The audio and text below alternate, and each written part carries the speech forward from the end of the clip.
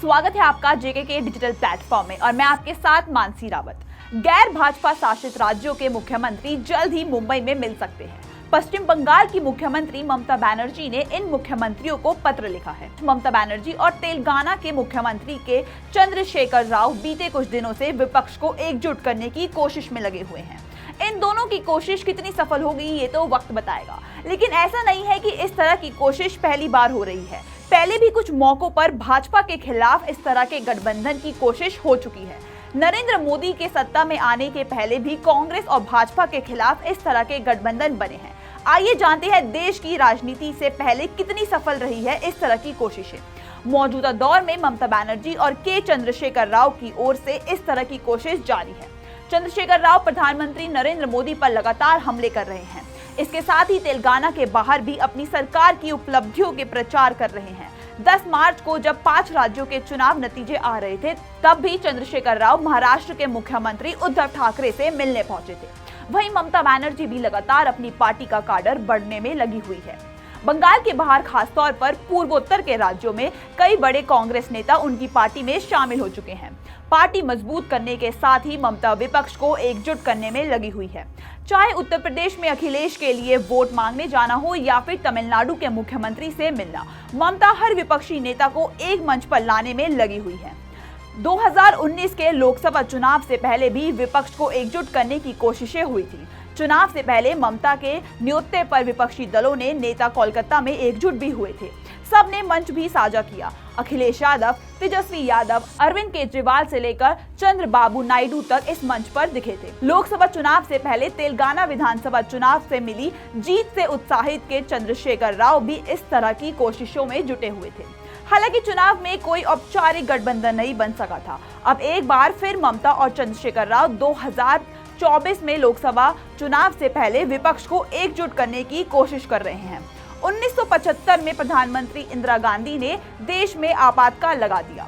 करीब 1.5 साल बाद 1977 में जब इंदिरा ने चुनाव करने की बात कही, इसके बाद राजनीतिक कैदियों को छोड़ा गया।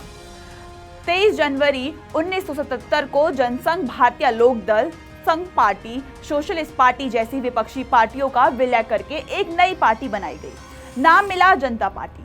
चुनाव हुए और जनता पार्टी को बहुत बड़ी जीत मिली। सत्ताधारी दल के खिलाफ बना गठबंधन सफल रहा, हालांकि लंबा नहीं चल सका। आपसी कलह के चलते 3 साल में ही जनता सरकार गिर गई। पार्टी के समाजवादी, राष्ट्रवादी धड़े अलग अलग हो गए। 1980 में हुए चुनाव में कांग्रेस ने फिर से वापसी की। जनता पार्टी के अलग अलग टुकड़ों से ही भारतीय जनता पार्टी, लोकदल जैसी पार्टियां अरिवित हुई। 1989 में एक बार फिर सत्ताधारी पार्टी के खिलाफ विपक्ष एकजुट हुआ। इस बार ये काम किया वीपी सिंह ने। कभी राजीव गांधी के खास रहे वीपी सिंह ने उनके ही खिलाफ मोर्चा खोल दिया। 1988 में उनके नेतृत्व में जनता पार्टी से अलग हुई लोकदल, जन मोर्चा और कांग्रेस जैसी पार्टियों को मिलकर एक नया दल जनता दल बनाया गया। 1989 के लोकसभा चुनाव में वीपी सिंह ने जनता दल के आंध्र प्रदेश की तेलुगु देशमुख पार्टी, तमिलनाडु की डीएमके और आसाम की आसाम गण परिषद जैसे क्षेत्रीय दलों को अपने साथ लिया। वीपी सिंह का नेशनल फ्रंट राजीव गांधी को हराने में सफल रहा और ये गठबंधन सत्ता में तो आ गया, लेकिन ज्यादा समय तक टिक नहीं सका। भाजपा के समर्थन वापस लेने से वीपी सिंह की सरकार गिर गई।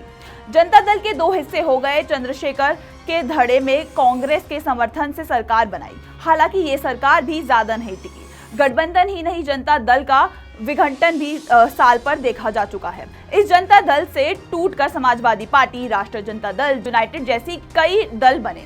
1977 और 1989 में चुनाव पूर्व पार्टियों के विलय और गठबंधन बने। चुनाव में इन्हें जीत मिली और सत्ताधारी पार्टी सत्ता से बाहर हो गई। 1996 का गठबंधन पिछली 2 बार से मुकाबले अलग रहा। 1996 के लोकसभा चुनाव में किसी भी दल या गठबंधन को बहुमत नहीं मिली। चुनाव नतीजों के बाद जनता दल, वाम दलों और कई क्षेत्रीय दलों से मिलकर एक गठबंधन बनाया। 13 दलों के इस गठबंधन को संयुक्त मोर्चा नाम मिला। गठबंधन के साथ ही संयुक्त मोर्चा सत्ता में आया। कांग्रेस और वाम दलों के समर्थन से सरकार बनी। 2 साल में इस गठबंधन से 2 प्रधानमंत्री बने। प्रधानमंत्री बदलने के बाद भी गठबंधन लंबा नहीं चल सका और 2 साल में ही सत्ता से बाहर हो गया। सत्ता जाने के बाद इस गठबंधन में भी बिखराव होता चला गया। 1990 के दशक में गठबंधन संस्कारों का दौर चला। संयुक्त मोर्चा के सत्ता से बाहर जाने के बाद चुनाव हुए। 1998 में भाजपा ने 20 से अधिक छोटी पार्टियों के साथ मिलकर सरकार बनाई।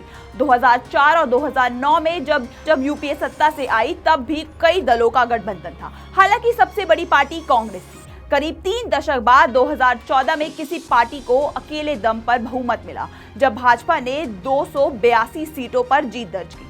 चलिए इसी के साथ मैं ये वीडियो करती हूँ एंड और अपडेट्स के लिए जुड़े रहे जेके न्यूज के साथ।